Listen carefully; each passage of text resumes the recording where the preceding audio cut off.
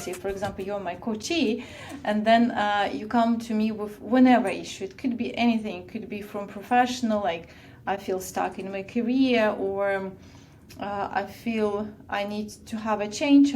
I don't know what to do. I need to make a decision. Should I take this work or I don't? So then I can help you to think through in many different layers, and then find the right solution for you and kind of guide you through this process. So this is a coach in its original meaning. And then of course we have coaches in sports, and we have coaches like life coaches, we have coaches in pitching and so on, and many others like more specific areas. But initial idea of the coaching it's like helping the person to think through, like being the partner, the guide in this process. Wonderful. Coaching is a very, very broad subject, I think. Yeah. Just earlier this week, I discussed with somebody who helps coaches, and we discussed how challenging sometimes it might be for a coach to target themselves, because I think, I can identify some problems that maybe are quite common to certain audiences, but I don't know if every client that comes to you knows what they actually want. Do people normally know what they need help with, or like they say I don't understand what I need and what I want, but I have a problem and I want to talk about it? How does it usually happen?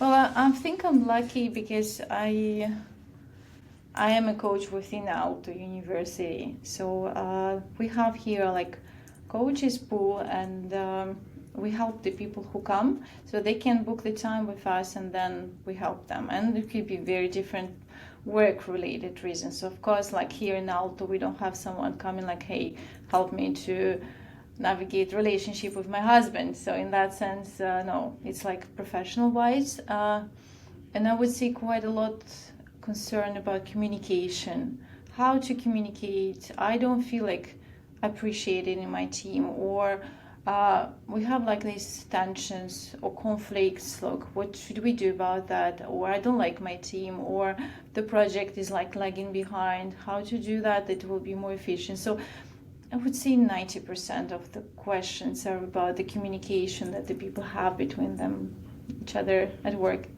Sounds very familiar. Yeah, I can imagine. I think it's a very kind of common problem that people have. They make assumptions and they don't talk to each other. And then I thought that we agreed. I thought that you promised this. And I think how I always coach, even though I have absolutely no coaching accreditation, but what I usually tell to people, hey, have you spoken with the other person? Did you actually directly ask? Are we on the same page? Yeah.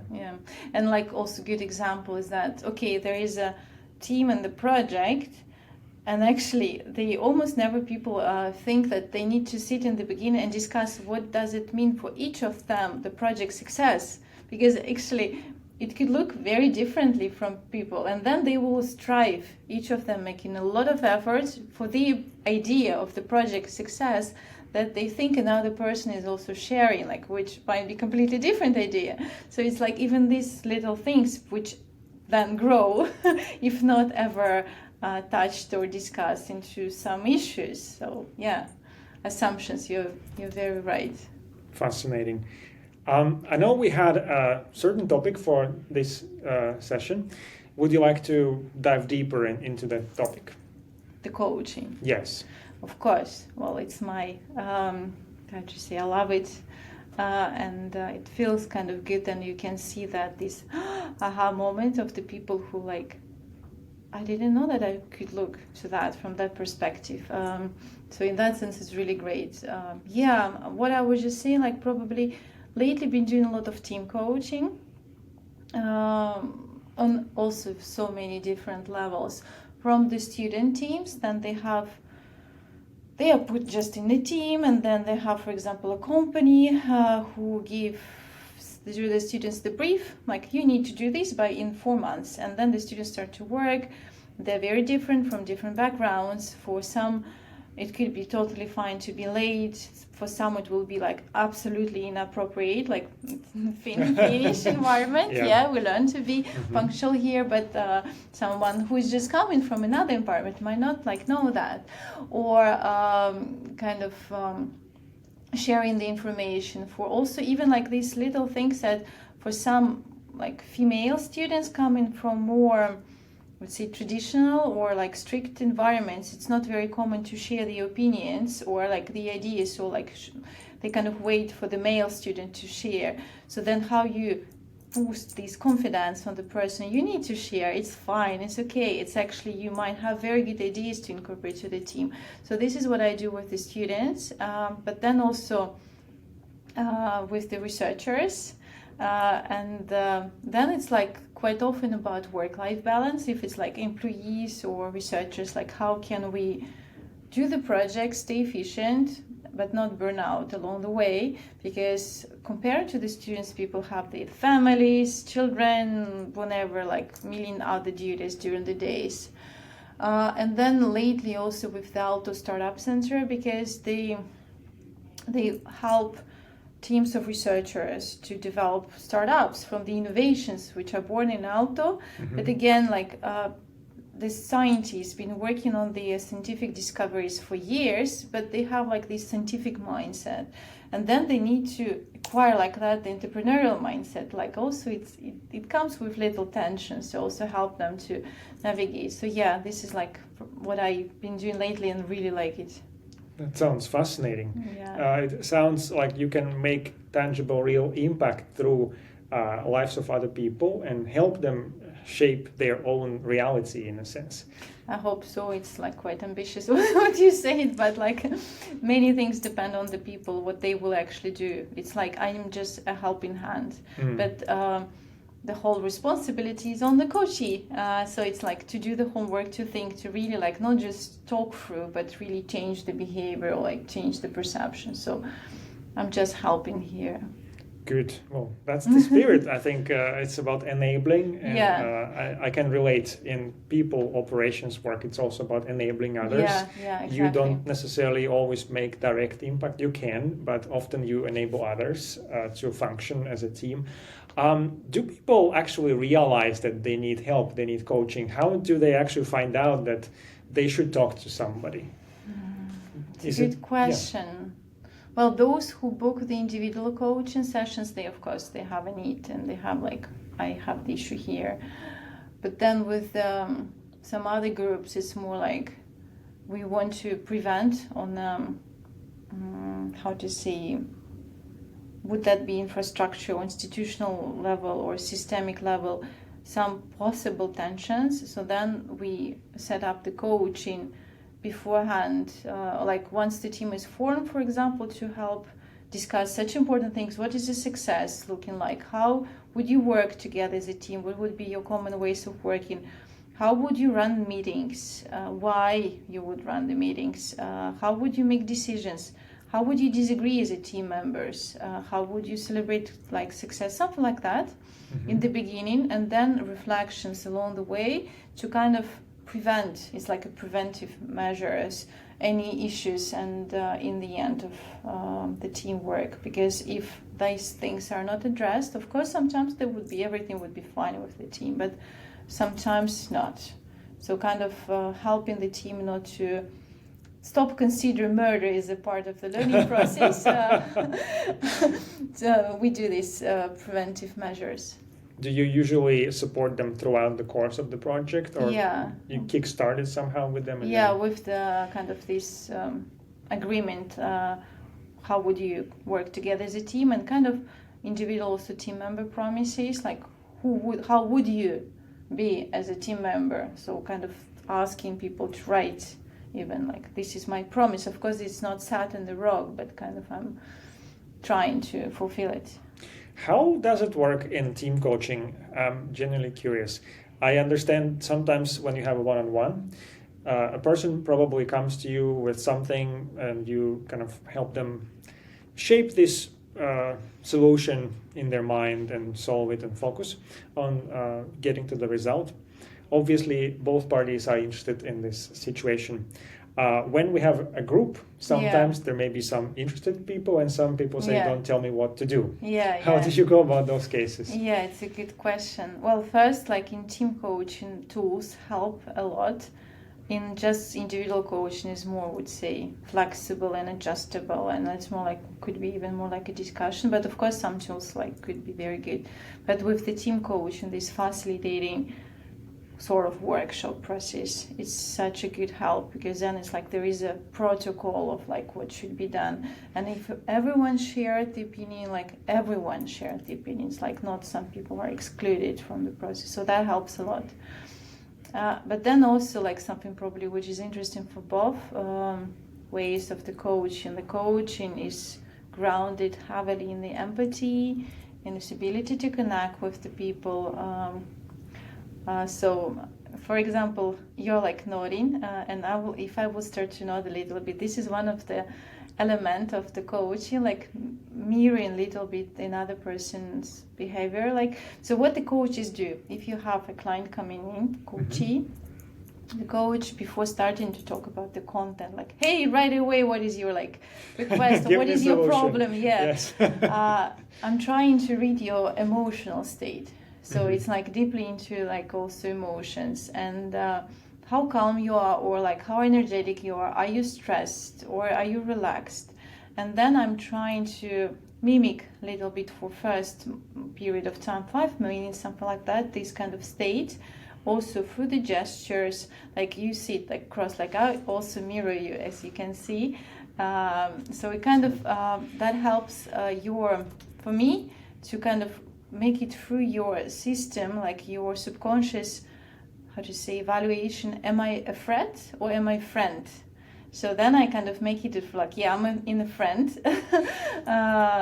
zone in that sense, and then you can trust me. So then like this psychological safety is created, and then we can like start to talk about the content. Because if you would consider me as a threat, if I will be completely like sitting differently, or like even like like that, or kind of behaving differently, talking like much more energetically, or like much more like slower than you, or something like that, then you will like, this is a threat, then I will not open up. So then the process will not be effective. So the challenge with the team is that there are like 5 different people with 5 different states, and then you kind of need to find this like general kind of common ground, and where all of us have things in common. Like it's like everyone has like children. Okay, if everyone has children, then I can speak about children a little bit, because then the people, okay, we have something in common. So again, it's not a threat.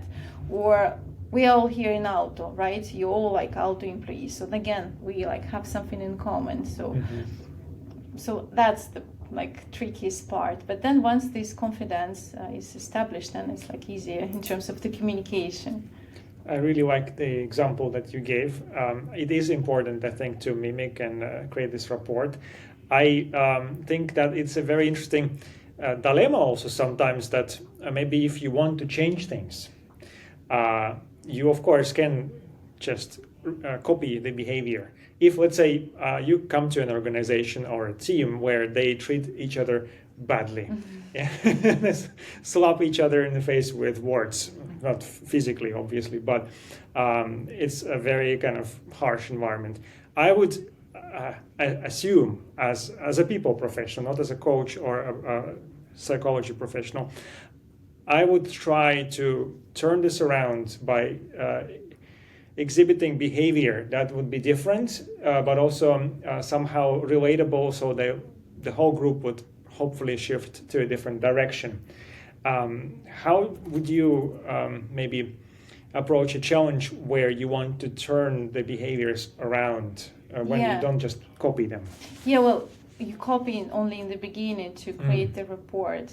But once the report is actually created, for example, imagine you're very energetic and you're like came like you've been running to this room. It's pretty much the case. Yes. Being late and so on. And then first I kind of start with the same energy, but for example talking about the weather or something like, the weather was like, did you see the sun or something like that? And then once we create this report, then I can start to calm down. And actually, because the report is already created, you subconsciously will start also to calm down as well. So the same with example that you gave.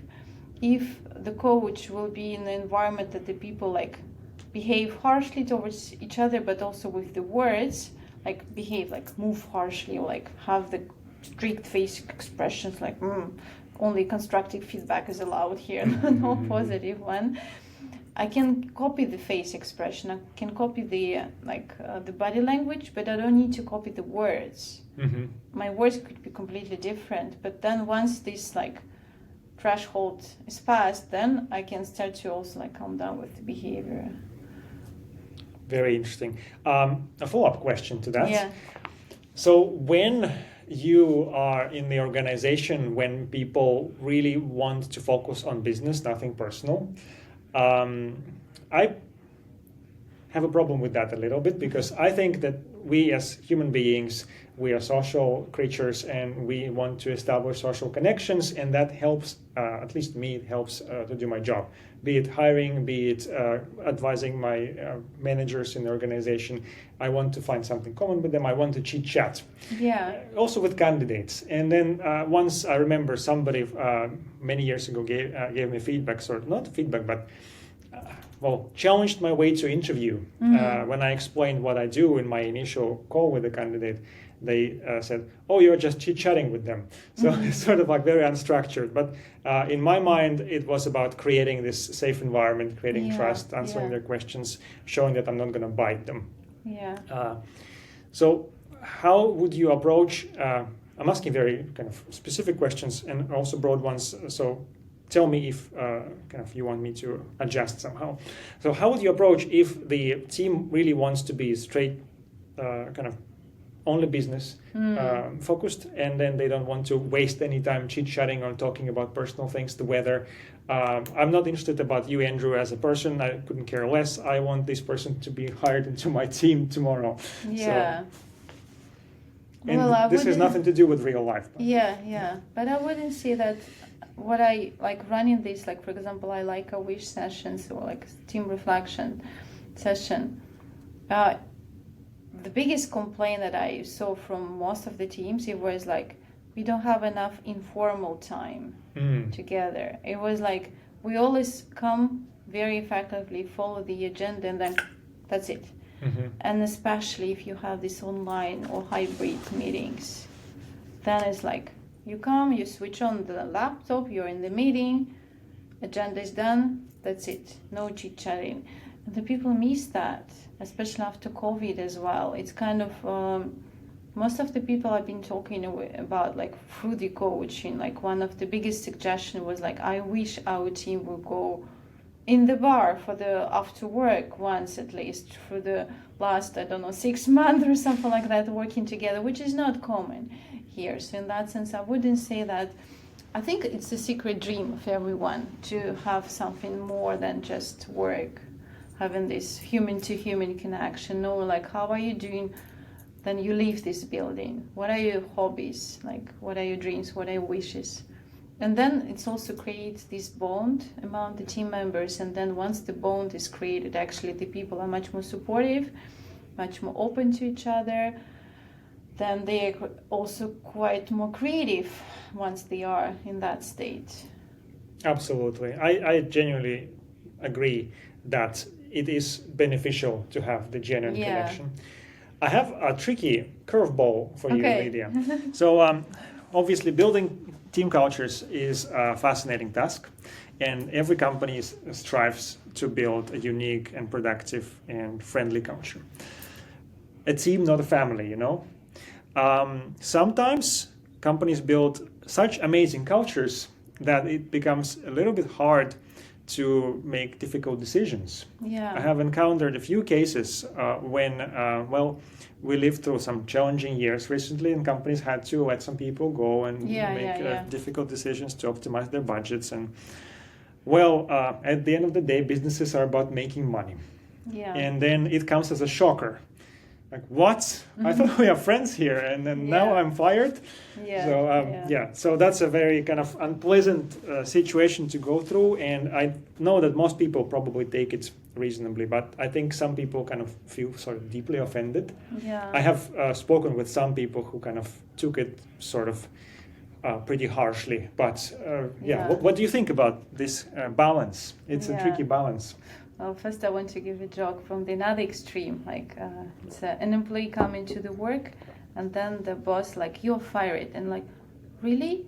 I thought I thought the slaves are sold. Sorry, but I think it's like more common this way. Still, so in that sense, if the company has such an amazing culture as you describe, it's really nice. But then it's like about the individuals, because we need to have different, let's say, we have different roles. We can be an employee, a colleague in different teams, then we can have our side hustle where we can also be good, like then you probably are the husband and like father, mother, sister, brother, like friend. And even if one area is shaking, like, okay, there is no more work for you, but then there are all other areas where you can like have this feeling of belonging, feeling that you're useful, and kind of, so it's about like personal stability and seeing that, not emerging with the work, that I'm not my work, I'm much more than just my work. Yeah, absolutely. I like that a lot. Words of wisdom, truly. I wanted to talk a little bit about entrepreneurship and job seeking at the same time. Yeah. Because last year I spent a lot of time building Curious Talent. It was a fascinating journey. I learned a lot about myself also, and many different skills. And one important skill that entrepreneur needs to master is skill of selling. Yeah. And you need to sell. I started selling so much that at some point I was like, what am I even selling? I'm just selling something all the time. Do I even remember how to do the job, basically, right? And I think skill of selling is quite similar to skill of job seeking in a way. Because I have now spoken with a lot of people who have been looking for jobs in Finland. The market is pretty harsh. Recently, we also got the tariff news when all the markets go down. But it's been pretty rough for a few years, I would say. And obviously, it's a lot about resilience. In both cases, when you have to contact hundreds and hundreds of prospects as an entrepreneur to sell, especially as a small entrepreneur, and then you get all those rejections. Maybe something materializes month and months. There's sales cycles, and we don't talk about sales. We maybe record a separate episode about sales. But I just think this is pretty taxing in terms of like getting rejections as a job seeker or as an entrepreneur. I'm talking about these two groups because I work with talent as a talent acquisition professional, and also I am talent sometimes as well, and I'm also selling my services sometimes. So I can relate with all of these groups. What do you think is a good way to approach rejections and tough times and resilience? Why I started thinking about it, because you said we have different roles, and then I think that's a way to tap into other roles. Like, okay, I don't have my job anymore, but I can spend more time with the family, as long as the finances allow, right? So I have seen a LinkedIn post recently. Somebody mentioned like, well, I was unemployed for a year, but the good news is that I had time to work out, I spent time with my family, So there are always good and bad things. Yeah. But any kind of words of advice from a certified coach about that topic? That's a long question. Yeah, it's a big topic. I mean, the question was very long. But what I'm just probably been also thinking first, and probably you give this advice, talking about coaching, it's nice to still create the connection with, even if you get the rejection, but if you manage to create the connection with the person, then the person might get back to you once the position will be open, or that person will have a space or something like that. And remembering you in a candidate in a positive light would help actually to get that. And also, I had these cases with myself. Sometimes, I didn't get the job, but I got the project instead of a job. And still, it's kind of nice. You put it in a CV, you do something, you try out like communication with potential boss. You get some money. So kind of, so this connection, probably like any possibility to create connections from this empathy, listening, is really nice. and from this chit-chatting actually, because this is the way how once we have emotions involved in discussion, then we will remember. If the person been discussing only like the milestones in your CV with you without any emotions involved, then that person will never remember you, like, because it was just like piece of the facts of the information that with any emotional like grade. Yeah, this is first. But second is just like, well, yeah, I think we all like created a little bit thick skin lately. And I know that, for example, academia is a very competitive environment, and the people they here are quite, in that sense, used to get rejections, like, and they have like more like approach of sending like a quantity, and it's not about targeting every single, but it's like quantity of like postdocs or like PhD students who need to make the next 2-3 years contract. They just like send to many places and then hoping that might get randomly from one or another, and they don't think it's like something about them. It's more about like, this is a process, it's competitive, like, so kind of taking facts as a true. So I don't know, yeah, I don't like this word resilience because I think we already have all this, so it's kind of quite already there. So not taking things personally, understand that it's not about you. It's like there's so much randomness involved from another end. So, but if you create the connection and then you keep on track on what is going on in this company, and once the situation is better, you can always contact, or like you can get back to the person in a half year later if you created a nice, asking for feedback, all this, even if you got the rejection, and say like, hey, could you share me what could be done differently, because then the person will remember. And yeah, one more thing, what I remember from the entrepreneurship, I think it's a really good point. The startup founders also get a lot of rejections, and then they're like, hey, give us money. Not today, then VCs are saying, but if the startup founder managed to ask a VC to do something for company, even like, okay, give me the connection with that person, or give me a half an hour like feedback session, something like, do something, then the VC would remember, and next time actually it would be easier to approach, and the likelihood of getting again from the same VC money later, then like the process will be better developed, something would be higher. So kind of asking all this, the person you talked with about something that create this memory and connection. Yeah, absolutely. Asking for small favors, maybe offering some small piece of help, that definitely creates a connection. And I think any human connection is beneficial. Yeah, especially in the job search process. Yeah, I think in any sphere of life, really. Yeah. I had a situation a couple of years ago. A friend of mine was going to see Taylor Swift's concert in Warsaw. And they were going as a family, and they had a small baby, and they were looking for a babysitter in Warsaw. Okay. And then they approached me.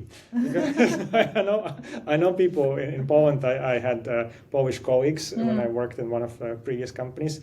And I actually just reached out to a former colleague and I asked, do you know any babysitters in Warsaw? And they actually did. Yeah, nice. Yeah. So it was like the chain of connections. Exactly. Helped. Yeah, nice. Yeah, good stuff. Just one, kind of trying to be conscious of time. We are pretty much out of time. Maybe one interesting word that you have mentioned in the beginning is about avoiding harm. So, like when you're coaching, do not harm.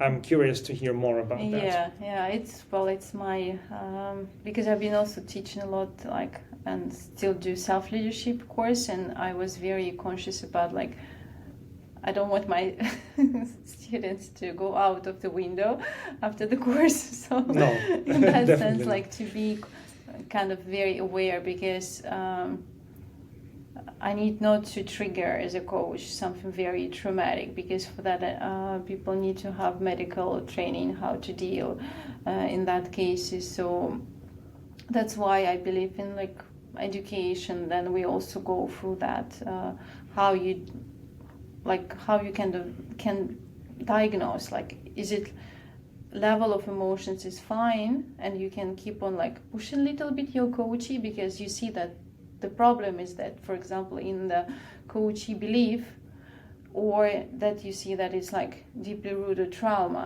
and this is not your field of qualification, so then you need to stop. That's why kind of I think, which is good, and the people who have accreditation run coaching, because otherwise this fine line could be sometimes very fine, like and then we can harm people. Absolutely, yeah, it's good to be mindful of that. Just spinning that off a little bit, recently I spoke with a very interesting professional who helps people get jobs. It's part of their kind of services that state provides. And we had a kind of good debate about the education system also. And he mentioned, I can say it's he might be even appearing on this podcast in the future, hopefully. But he said an interesting thing, that he thinks that it's a bad thing that the educational system or the society in general today is saying that you can be anything you want. Because sometimes you are made believe that you can be anything you want, but then the reality hits you very hard. And then these people, maybe they have very good qualifications and then they kind of aspire for something, but the reality is that there is no demand. It's a market economy. And what do you think about that statement? I think it's a strong statement, but I'm curious about your opinion, because you are a certified coach and a psychologist, and you know about the domain, so you work in education. Well, I'm always trying to not sell illusions. This is also like, I've been sometimes like giving some parts of like also career design or career courses. And it's very sad that the people been sold the idea, okay, now you will come to Finland, for example, foreigners, and you will get job in words like 𝐏𝐸 cranes, like Telia, like the same day or like when you will be graduated. And then they face that they cannot get in, because of course it's extremely competitive to get into corporate. It's like sometimes like you need to go, like you need to have specific skills and so on. And then they ending up like being Volt drivers, cleaners or something like that. And they have, of course, this feeling of being, how to say, fooled by this promise. So I'm always like trying to be very realistic, like, this is harsh now, and you need to kind of not put responsibility on someone else, but kind of still keep it inside you and understand like this is not about you, but it doesn't mean that you just sit and wait for someone to help you, but you need to kind of navigate, find the ways. And then once you did it, and still once you will get, probably would not be the job that you imagined with your brain, that you thought, okay, this is the place for me, but it will be job which would be interesting from some other ways. You will feel good, then you will obtain that. You're like, I did it despite all like these hurdles. So in that sense, it's about like still taking control in a way of your own life, not like I'm a victim here. Yeah, definitely. And I think if education mentions that okay, it's not like you're victims and like, but it's like you have, like again, this empowering, like what you've been mentioning also, helping people to grow, to believe in themselves. Like I think this is the core now. Yeah. I think it's also good to remember that education is a tool. Yeah. I think. Absolutely. It's not the kind of the path to walk just because you kind of are made believe that that's a path everybody in society should follow. Yeah. I think many young people, I don't know how about these days, I'm more of a boomer these days, can be put into that bucket, but at least when I was choosing a school, I didn't really think it through. I relied on my parents' advice, and it was a good school nonetheless, but I think it's really hard when you're young to actually know exactly what you want. Yeah, absolutely. And then you end up like doing something, studying something, and then you think, okay, what do I do with this now? And then you start figuring out, and then you think, oh, well, I should have used that as a tool to get there from point A to point B. And then you start course correcting, and sooner you can course correct, of course, the better. Sooner you realize that it's a tool, and then you can get somewhere. You just need to decide where you want to go. Yeah. And if you encounter obstacles, I think, okay, let's say I end up being a Volt driver one day. Never say never. As an entrepreneur, you have to pay the bills. And then for sometimes it's fine. I've been doing very strange jobs for some period of time, which is okay. I call it bridge financing. Yeah, I mean, and I think actually it gives you so much learning also, and like also empathy towards other people. So like it's not like someone is higher, someone is lower. Just like we can do different things. It gives perspective. Yes, definitely. yes. And what you want to do, what you don't want to do. And you maybe become more empathetic. I think that's how empathy is also developed. Absolutely, and respectful to everyone. Lydia, we are pretty much out of time. Thank you so much for joining today. Thank you for inviting. My pleasure. And really important topics once again. Any final closing words for our viewers, listeners? Well, just probably what I like, why I ended up also with coaching and why I like it so much, because the coaches, like in coaching, we believe that everyone is kind of perfect and complete already, and that we all already have all the resources that we need to grow, to find the place that will help us flourish professionally. And the only thing that we just need is like little twitching, tailoring, guiding, but it's kind of everyone is already complete and have all the resources. That I love in coaching, this mindset. It's a very good message I believe in that. to communicate. Yeah, thank you. Yeah, thank you, Lydia. It was a pleasure.